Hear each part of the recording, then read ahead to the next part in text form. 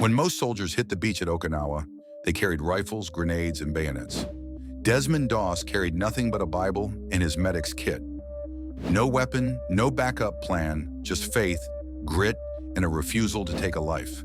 And somehow, in one of the bloodiest battles of World War II, this skinny Virginian would save more men than most rifle squads.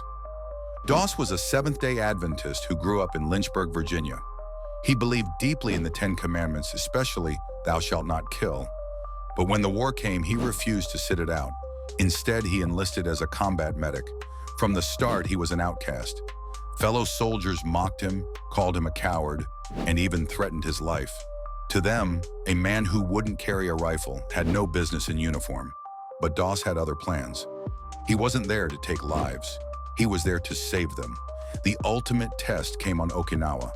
The 77th Infantry Division was tasked with seizing a sheer cliff called the Maida Escarpment, nicknamed Hacksaw Ridge. The Japanese had spent months fortifying it with tunnels, bunkers, and machine guns.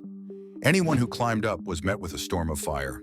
By the end of the first assaults, the ground was carpeted with wounded Americans' men screaming for help as the Japanese prepared to counterattack. This is where most medics would have pulled back, waited for reinforcements, maybe written off the worst cases. But not Doss. Alone under constant fire, he crawled from body to body, bandaging wounds, dragging men to safety, and lowering them down the cliff with a rope he tied into a makeshift sling. And he didn't do it once or twice. He did it all night long. By morning, he'd saved at least 75 men. Imagine that for a second. One unarmed man on a battlefield where squads of 10 couldn't survive, carrying men twice his size on his back, lowering them down a 400-foot cliff one by one. Every time he saved someone, he'd pray, "Lord, help me get one more." That was his mantra. Not kill one more, save one more. Even the men who mocked him before couldn't deny it now. Soldiers who once called him a coward now owed him their lives. The division that had branded him an outcast now treated him like a legend. Marines who fought alongside the 77th started calling him a miracle worker. Now here's where I want to pull you in. Think about this. Would you have had the courage to go back over and over, knowing that every time you expose yourself, you could be the next one lying face down in the dirt? Or would you have tapped out, said "I did my part," and left it at that? Drop your answer in the comments, because that's a conversation worth having. Doss wasn't done at Okinawa either.